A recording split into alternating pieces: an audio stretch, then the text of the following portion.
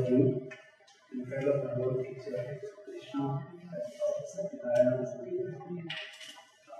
many discussions of that sometimes. I really enjoy listening to campus, seeing the growth of something which I think is extremely exciting. And also, great back being a session from Ashram, who is one of our most important publishers, who has shaped social science discourse in very important ways in India. And of course, my old friend, Prof Sundar Sarukkai, who is the shaper of it. I'm sorry I could be there in the morning. I really wanted to be part of this discussion right in the beginning, but despite the best efforts, I could reach here in time. And I'm very glad that we started taking it. Now, I am going to. We have got activities and students from IIT. Okay, great. Okay. So that's lovely because, I'm going to speak about a topic which connects to publishing in a very important sense, but I will approach it from a slightly different direction. I want to approach it from a direction which sometimes scientists and technologists feel worried when they hear about it. And this is a question of excellence, a question of production of very important work in science, technology, and what I say is true for social science and others. This is a debate which can be taken in many different directions. So I want you to understand that when I am raising these points, I am only raising it in the context of the way in which we understand how science functions. It's not necessarily about how I'm going to do science. So it's going to be about how does science function and how do you evaluate science. So this has become, it's forget about great places like IITs and IISers and other places. In colleges today around India, there is a tremendous pressure on faculty to publish. Earlier, I'm sure all of us used to read one of this phrase, publish or perish. And then somebody told me a few years back, it became publish and perish. It doesn't matter, you just have to publish, and publication becomes the criteria of any notion of research and also an academic research. So if you're looking at colleges where teachers teach for 20 to 30 hours a week, 20 to 30 hours a week in classes which are 70, 80 students, there's no mic, and you still have to be shouting and grading. Most of the time is going on grading, and yet they are supposed to be publishing. So there is an enormous amount of pressure right from policy, from the government, from all the science institutions, organizations, to raise this profile of publishing. So I want to begin with that. How do we understand this larger issue of publishing, the relationship to something called quality of science? When I mean science here, I include engineering, particularly because we are here. So the way we try and see this, the larger question is this: how do you evaluate science? How do you evaluate science in a society? And you might ask, why should I evaluate what science is being done in society? And the reason is very simple. You need to evaluate science because there's an enormous amount of public funds that is spent on science. So people are now beginning to ask across the world, there are certain notions of accountability which are in science. And so people ask, well, if the government is spending so much money on something called science, then what is the quality of the production? What am I getting out for what the government is doing? And because it's part of the idea of public funds, this question has been raised in very, very different fora, as I said, across the world, much, definitely in India, in a lot of places, although not as strong. So one way the government and the science institutions have decided to evaluate the quality of science is to evaluate publications. So you look at publications and see how many publications do you produce, what is the quality of the publications, so which I'm sure all of you are generally aware, but I want to give you some figures which will put this in context.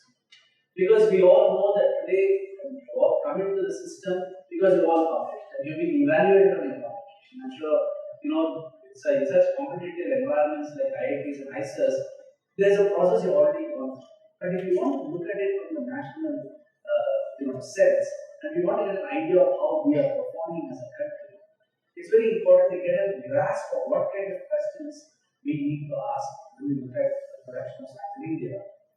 So I'll just give you a very quick set of numbers, which I'm sure maybe most of you are aware of some parts of it.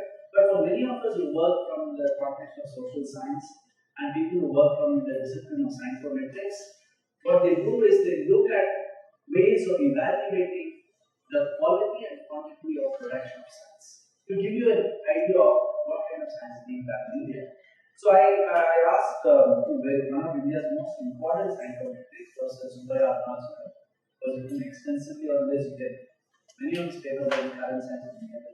See, he and his team have been doing this for a long time. So for this workshop, I asked a particular set of data which I thought we could start with. So they've been very kind to send that to me. It's a very deep set of data, and I just want to give you a inkling of what kind of numbers we're talking about. So first, we wanted to look at numbers published in the last 20 years. Okay, numbers of papers published in the last 20 years. And these are global trends. You can see what kind of work is being done in science across the world. So if you look at the number of papers published in the last from 1998 to 2017, so that 20-year period, about 2 crore 33 lakh papers have been published. Okay, you really have to make sense of this point, and this is what interests us as social scientists. 2 crores and 33 papers, research papers. And remember how a research paper is published, just to remind us about that.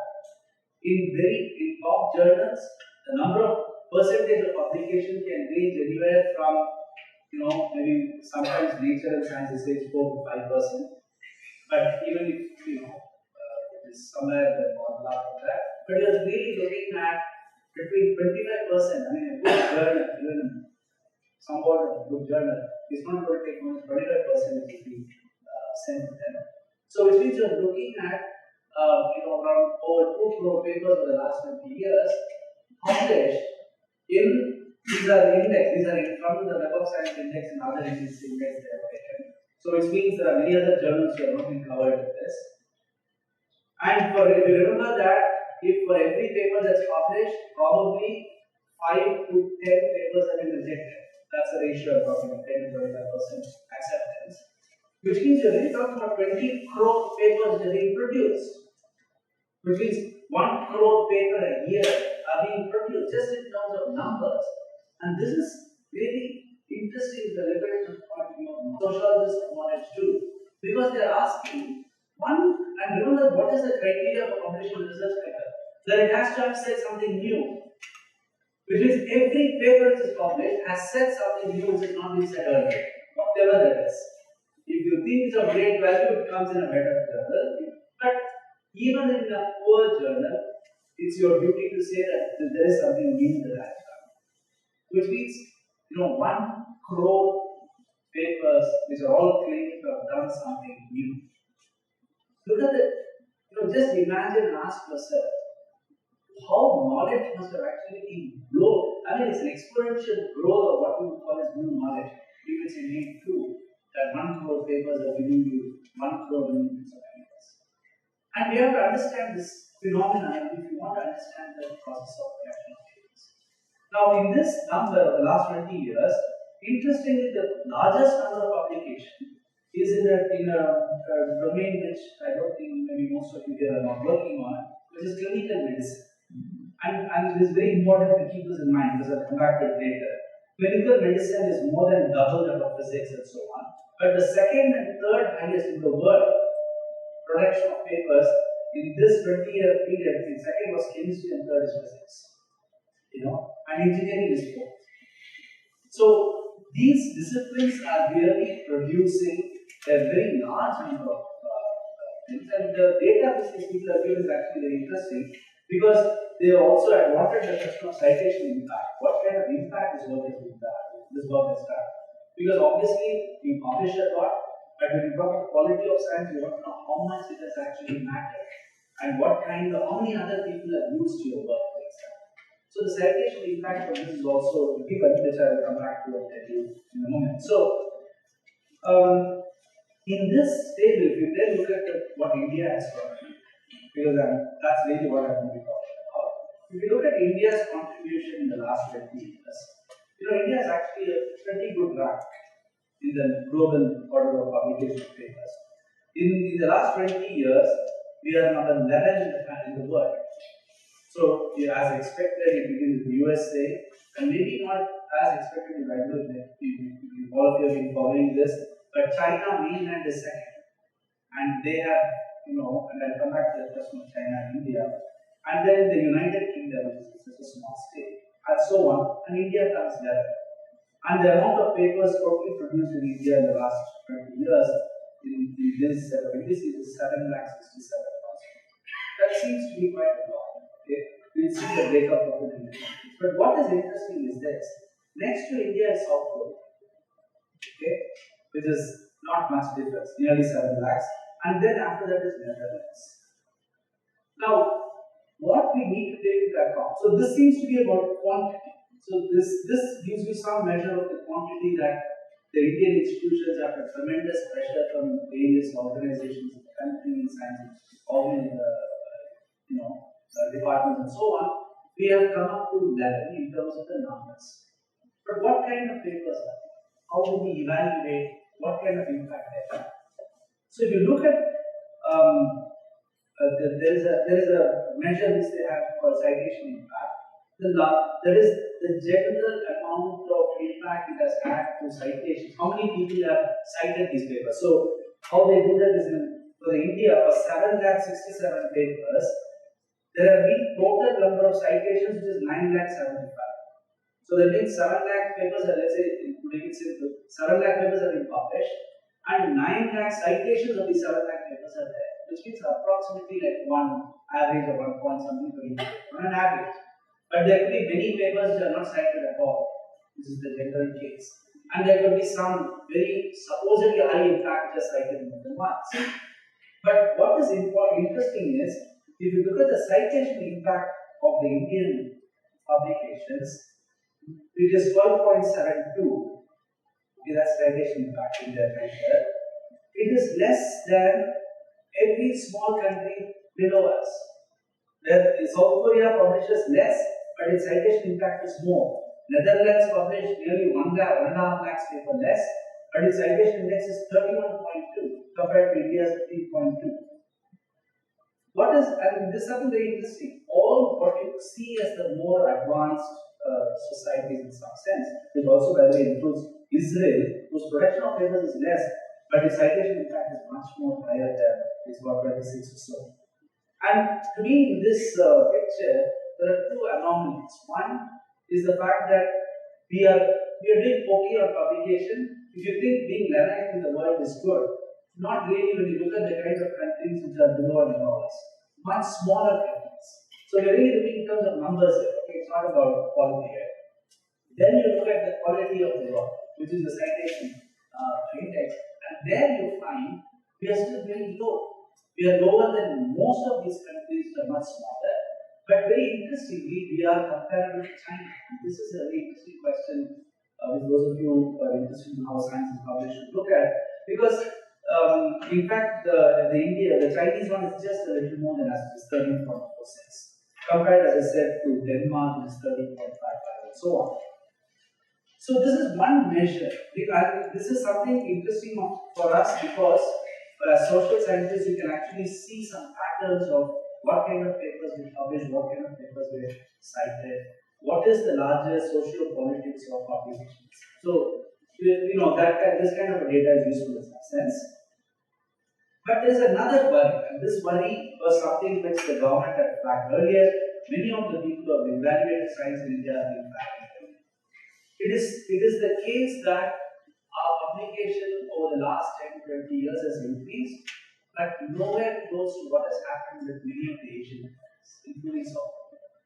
The very telling number here is when you compare India and China. So India and China in 1998 both had almost the same number of papers. Till 1998, yearly production of papers was almost the same for India and China. And now in China, it has gone up to, it's now 5 times more than India. Just in terms of numbers of publications.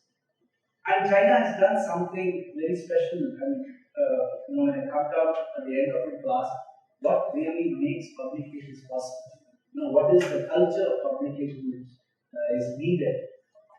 You will see what China has done and what India has done. You might ask, but why should we be worried about whether we should be publishing so much? That's a different question. I'm saying this is the way in which societies and governments and scientific community has been evaluating. And if you look at this evaluation, we have to ask the question: what happens that from 1998 to 2017, the number of papers are published in India in spite of the growth of an enormous number of institutions.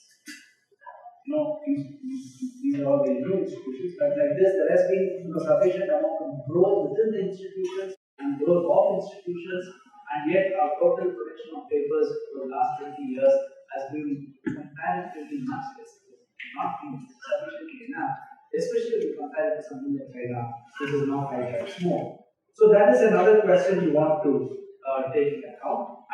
But then if you say, well, that's just about quantity. All you have to do, China has as many people as India have, so I'm sure there are enough people who are producing papers. But then you look at the quality, the question of quality. And if you look at that, one of the indices of the measurement of quality is this. So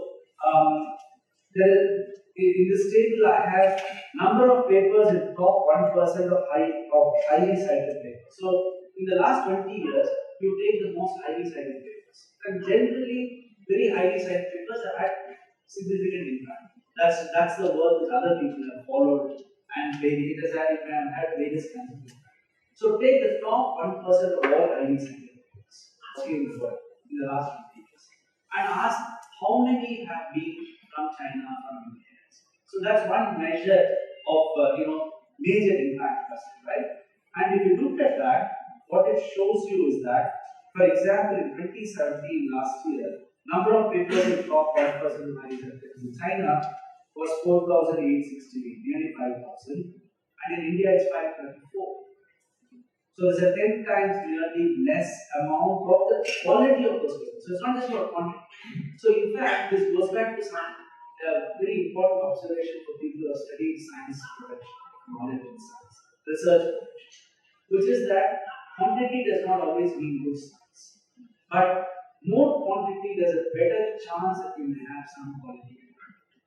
It's like, you have a population in which a large number of people are playing cricket.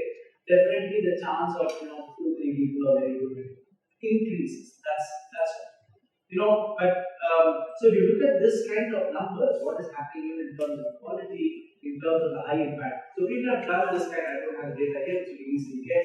The number of publications by Chinese in nature and science have been phenomenally higher than what is happening among Indian scientists.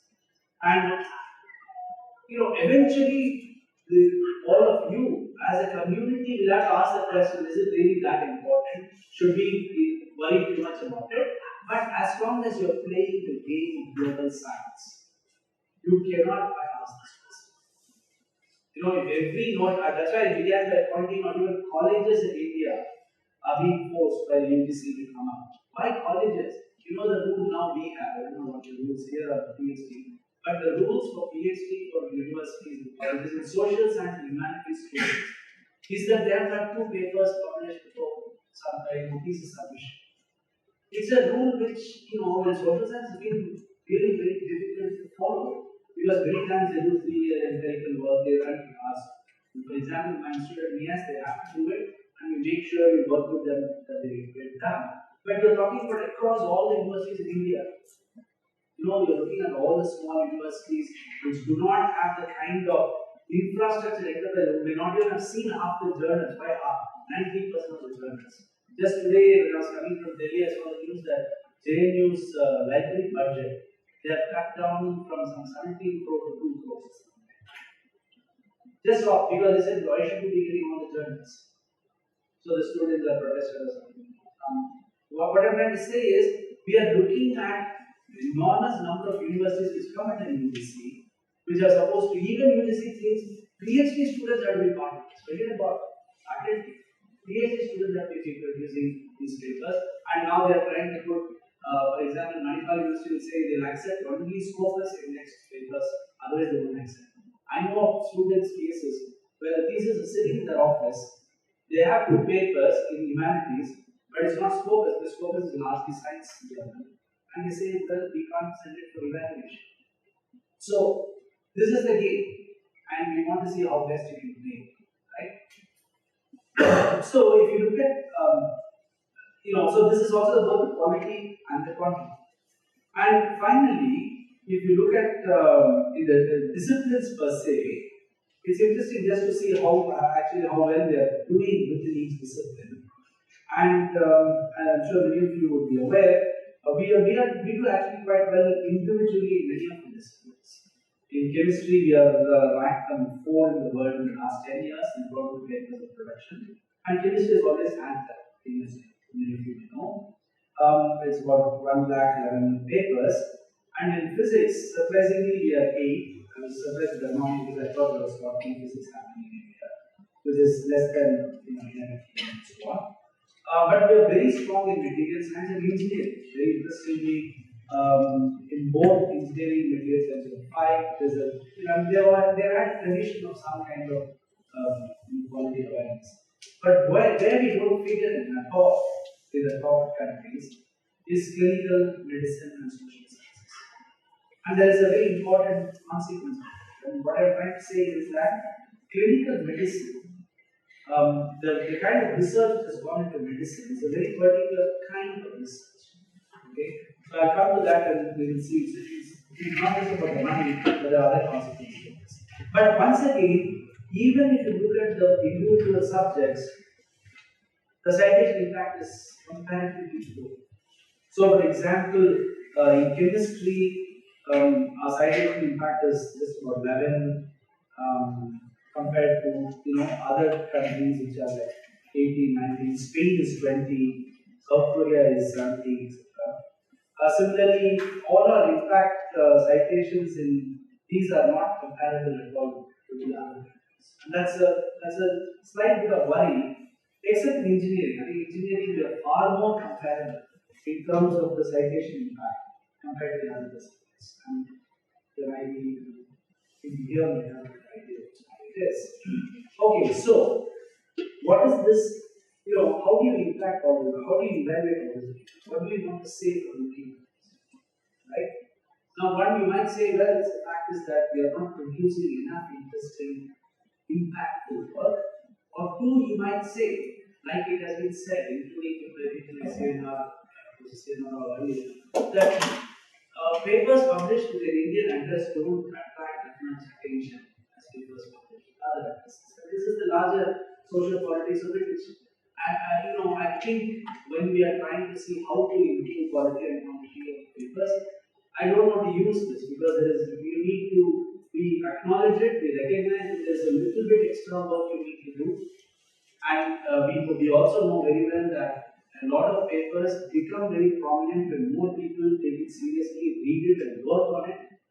And very important papers in many of the disciplines are not complete papers, very highly cited papers. They are papers which sometimes set out broad outline with one specific manner of approaching it, and then various people around the world fill in the gaps.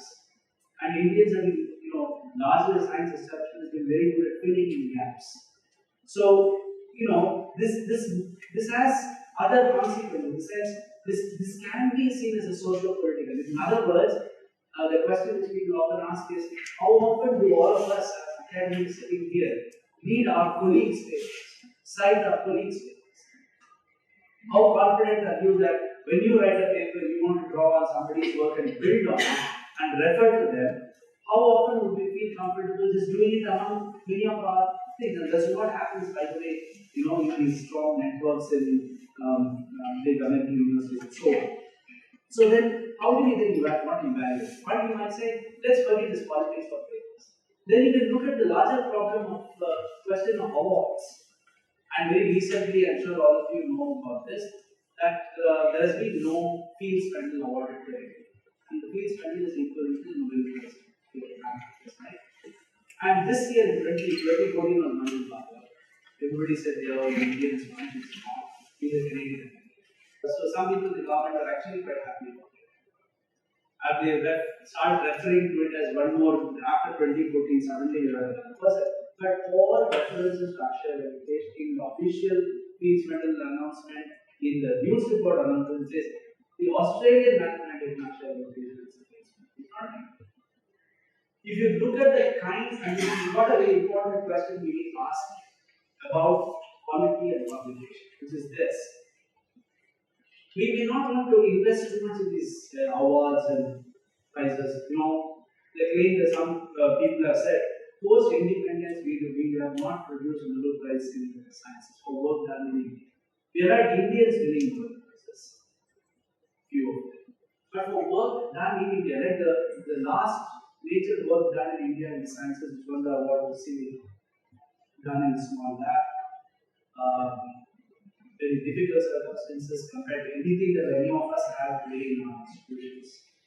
And that was the last time the work which was sufficiently important to have caught the world's attention and the regional. After that, nothing. And so the question that people are asking is this, how do you make sense of this point? You don't have to give too much weightage to the fact about quality, quantity, and lack of awards, etc. There's no need to invest too much into it. But does it say something about the kind of research environment? I'm not talking about research teams. I think as individuals, I'm sure all of us, all of you definitely have the capacity to use way. I really truly internally believe that many of the students and the people I've taught elsewhere, so on, in small places, have great potential to do very good. That's not the point. Point is, what is it that enables good publications, quality publications? What is it that we need? Because remember, forget the awards, forget the papers, but ask yourself this question: have there been any major research programs which have come from India? What do I mean by that? When somebody starts string theory, then you have some Indian people learning string theory.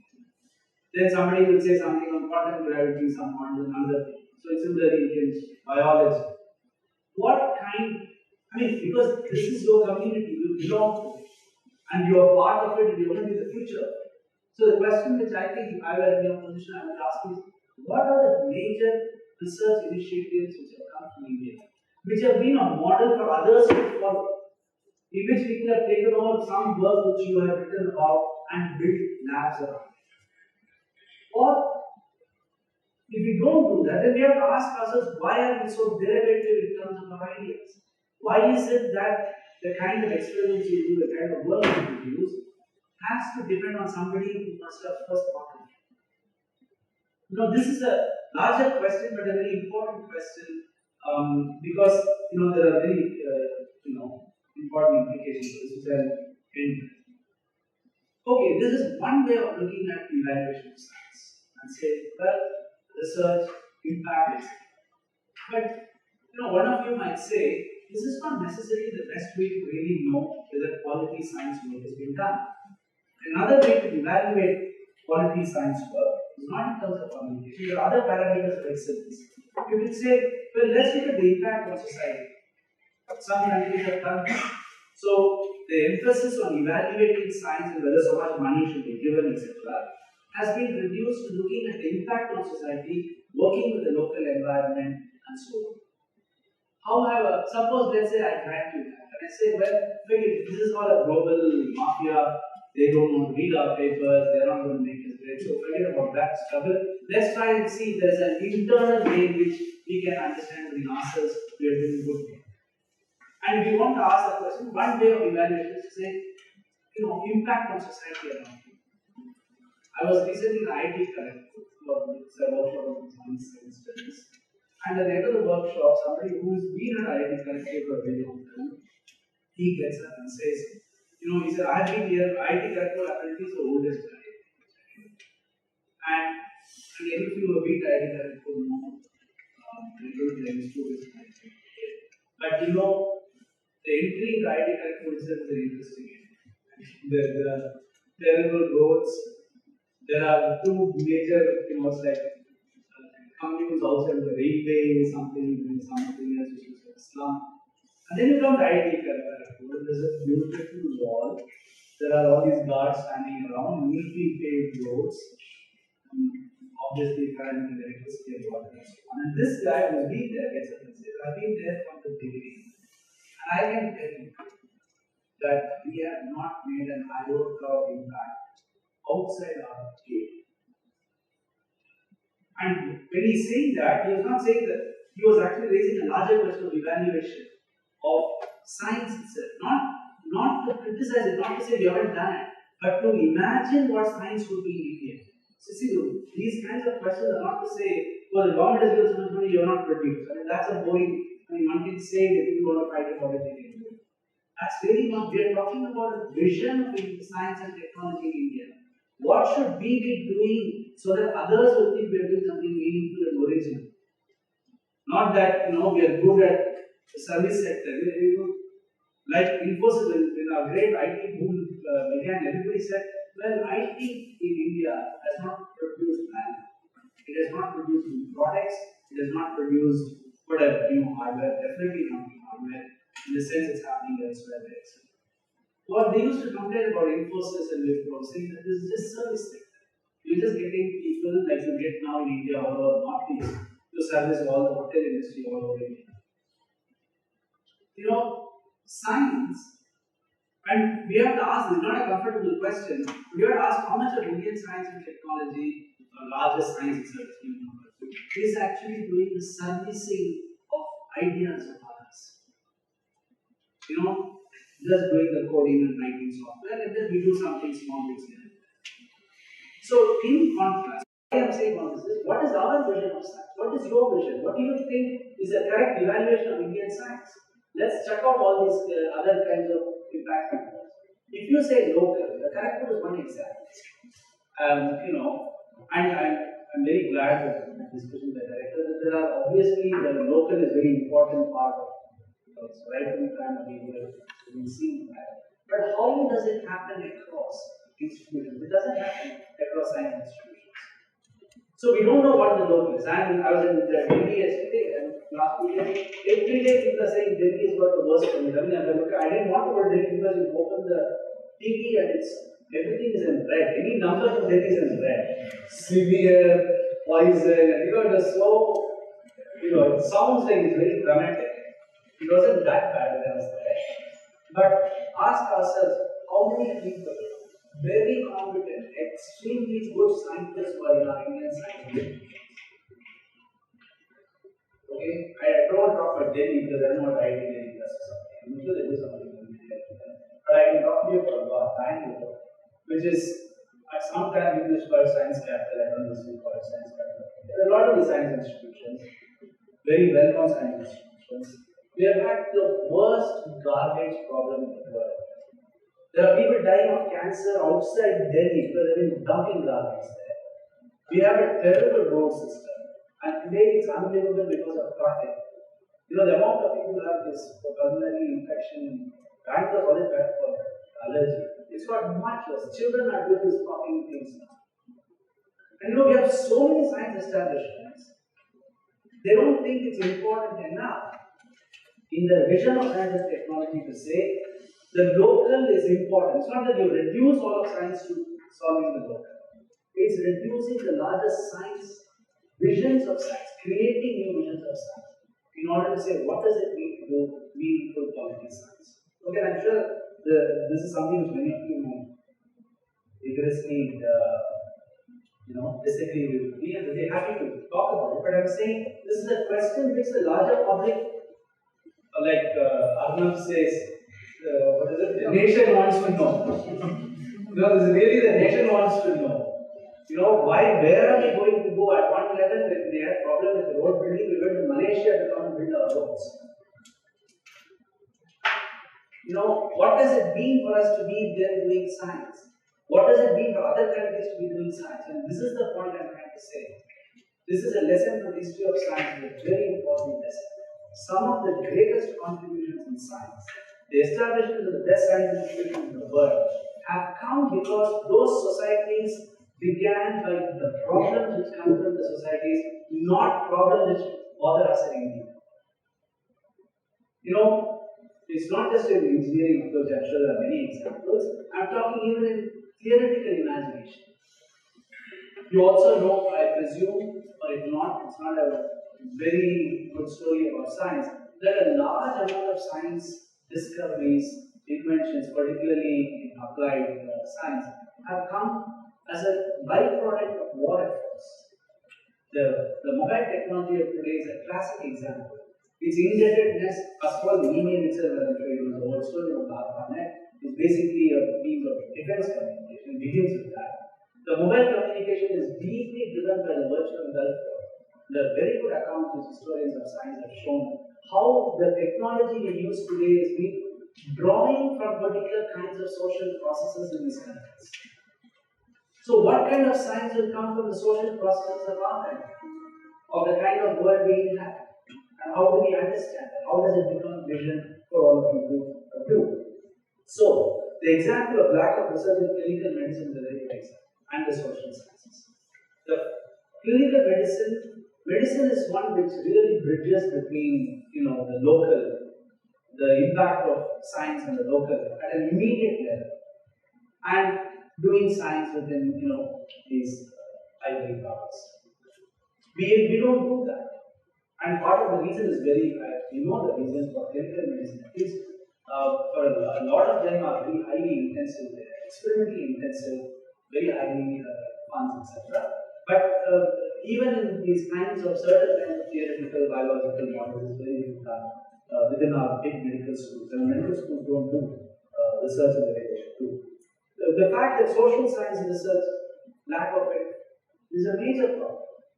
And it's a big problem because we cannot envision a good quality science institution, a good production of good quality science without production of good quality other things. Okay, I'll say a little bit more when I end this.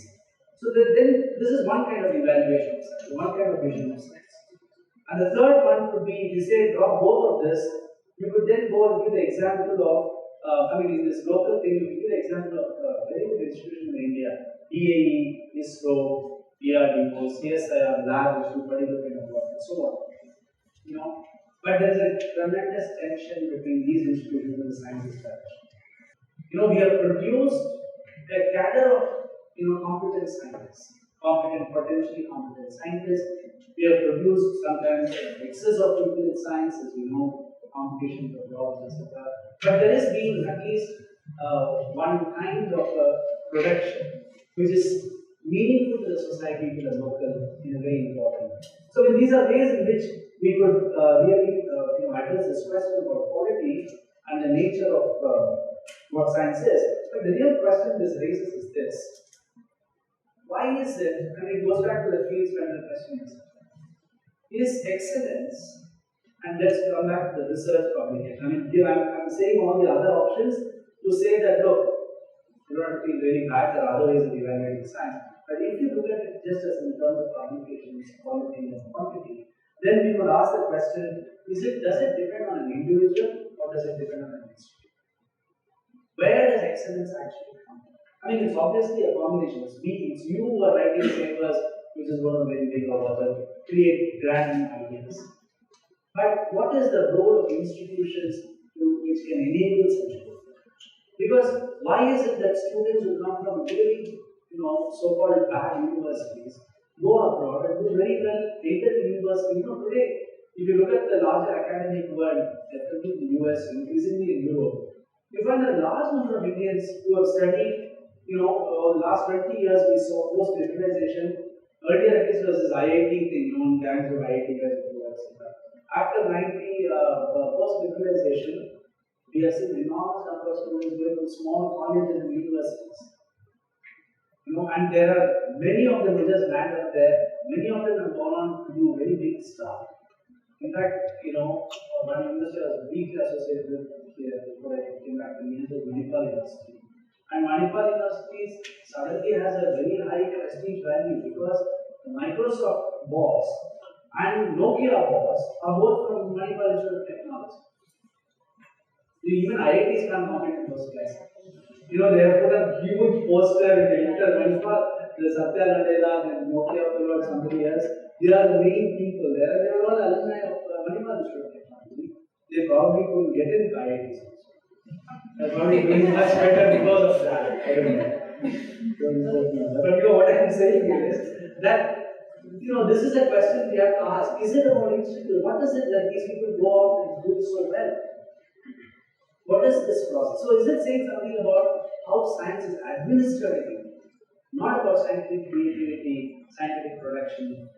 One of the important things, and that's why people like Dr. Shashank are so important, is that in India, in social science, I can tell you, social science and humanities, I remember when I first wrote my first book 18 years back, there were no publishers in India. You had to go back, and Indian publishers, only was doing very little and very niche thing. And you had to send your manuscript everywhere around the world trying information. Today, thanks to this very strong publishing profile within India, many Indian academies have an opportunity to publish. And remember that the trick is getting published. You become famous, the work becomes famous only first it's published. Very often you make a mistake that only great work is published. It's actually not true. Many of us make many mediocre work famous. That's our task as academic community. In the sense, I'm not saying mediocre work in a negative sense. The work is not great, but the 10 of us think, I'll say something about it, I'll say something about it, it becomes meaningful and more of us work on it. And definitely the publishing, the change in the fact of beginning to publish in India is very different. But in science, it's far more complicated.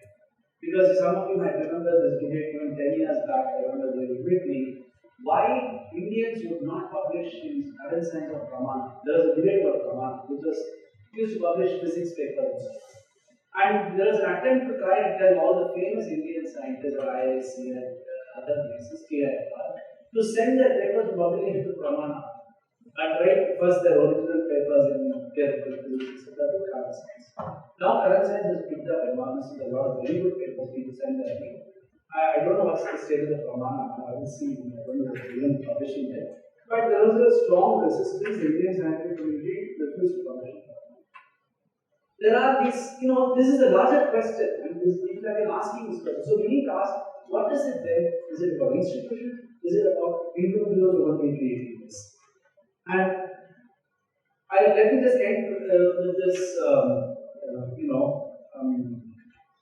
in the next 5-10 minutes on what I see as the structures which enable excellent information.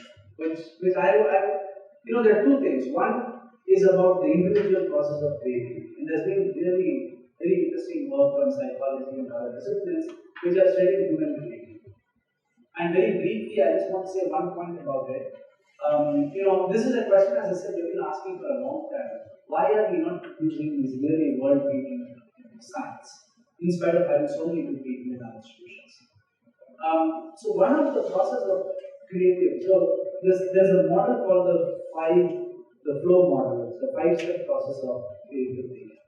And in this process of creative thinking, they did this, it's actually an experiment at Stanford by a big group of people who interviewed very closely people who are in literature, in science, in technology, some of the most innovative engineers, management specialists, etc. And asked them and they tried to map what is common to all of them. And what they found very remarkably was the creative process was seemingly common to all of them. And the creative process, they then map it into these 5 steps. The first step was what is common to all of them is a deep immersion in the problem. A complete immersion in the problem to the exclusion of everything else, the exclusion of the family, society, department, etc. It's a kind of a complete immersion in thinking about the problem, etc. And the second part, which scientists know very well in their own practice, is incubation, forgetting about that, and not thinking about if you want to solve the problem, the person was a famous engineer, I don't know his name, who created the avionics and the engine system for jet engines and so on. The US has a very famous saying in this interview. He says, if you want to solve a problem, then forget it. Which means you first are so deeply immersed in it, and then And we're talking of really these creative jumps, right? And then when the answer doesn't come, he says just forget about it and go on with your other part of your life. And the third moment of this, which is common to many of them, is the Eureka moment, the famous insight, the idea of an insight coming. Now, what is interesting is this: all these three don't depend on whether you're Indians, Africans, Americans, or Germans. Thoughts don't depend on who we are. Thoughts come. The Eureka moment, if you look at the kind of stories in the development of great science, many work which has won Nobel Prizes, many of them have come from these Eureka insight moments. They have not come from just sitting down and doing something at that moment. But the problem about the Eureka moment, so when you look at the lack of all this great work from Africa, Asia, and all that, it looks very odd. How come we don't get the Eureka moment? Why only all these, like one famous, the form of a social science is saying, it might sound rude, but it's actually very clever. So the question they ask is, why is it only these white males seem to be getting these insights? Eureka moments. Because they are the ones who are very good. So the point is, it's not that Asian Africans don't get it. It's not that all of us don't get it. Because the next step to that point is so important. When you get an insight, be self-evaluated. You evaluate it and say, hey, this is a very good idea. If we go against the grain, if we go against any other theory that we know of, but a self-evaluation needs a great sense of confidence. And this is what, interestingly, in my own the discussion with a lot of scientists like IIT, math science, and other places, when we ask them, what is it that you think is stopping this growth of great science coming from India? They all said something very common, very interesting. They said it's lack of confidence. That even, they are all very well established scientists, and they are not, they have done a lot, they're very confident, they're very well acknowledged. But the jump to that level, for them was not about confidence. Nobody is saying we don't know how to solve this equation or we didn't know how to get it right. It is the lack of confidence, that nature of self-confidence in yourself to say, this is a great idea and I'm going to do it. And all stories which do this, which explain how this is done in so many cases of great science, will always point out it's a very difficult process because once you have confidence, you work on it for the next 1 year at the exclusion of everything else you know. That's where the institution comes. An institution comes into the process of quality production of great work in giving you that space to recognize two things. One, that you can think of radically different ideas without taking the same path out. And two, that you need the space and time for you to be able to produce that kind of work, and there has to be some emotional. This is a story which we know well because we have also seen other counter cases where people have often said, somebody has sat for 20 years in an institute and said, I'm thinking of a great idea, and nothing happens, even after 5 years. So it is a problem, it's a very important problem in administrating institutes. But this is where the institutions have to take a chance on people. And these are evaluations of people, what you really think they're doing have to be very different in order to inculcate the culture of excellence in terms of research excellence of this kind. And one of the ways in which they do, for example, is to have notions of academic freedom and more important, cross-fertilization of ideas. This I don't understand coming from any institutions, which we have seen all over the world. If you are in let's say if you're in the physics department and you're doing some biology work, some interest in biology or some techniques or else, you will have joint appointments in both. You will hold, I know people in almost every big so-called name in many of the big universities don't hold one appointment at all. They don't belong to one department. Minimum they belong to 2 departments or maybe 3 departments. It is across, not just in humanities and social science. In science it's more, it comes from science. This cross-disciplinary affiliation, in India it's impossible. You are in one department, you can't even enter the other department. Forget about being affiliated. You can't offer courses, you can't take students. But one lesson we have learned with excellent science, most creative sciences come in collaborative science. And that's something which we cannot get out of, because there was a very nice graph I saw recently of a scientist who was showing us this, that he was just plotting the amount of papers which are co-authored in science compared to individual authors, a small number of authors. The graph goes completely towards co-authoring, the number of collaborative work. It is no longer, it's very few, maybe still one or two string theory, somebody or mathematicians still work by themselves. But science as a community activity has become completely collaborative. And many times, some of the very good, you can go look at nature and science and see, ask yourself, what makes this paper so great? You will be surprised, first of all, that almost all of them will be collaborative. Very often the collaboration is across departments. They're all not sitting in the same department. What I'm trying to say is, great publications and having cultures of excellence of publications is not just about this eureka moments and all of us sitting and waiting for that talk. You can institutionally, as a group, socially work towards it in various ways. Okay? And so finally, another point which has also worked, this is not programmatic, I'm trying to understand why certain universities have high profiles of quality and publications, which I found one of the very useful things was that many of them say that, again from Indian sciences, and many of those science institutes engaged with, would say that you spend a lot of time writing for grants, getting funds. The bureaucracy in science has become quite. It's difficult. Nobody says it's going to be easy, especially when you're getting money from the government.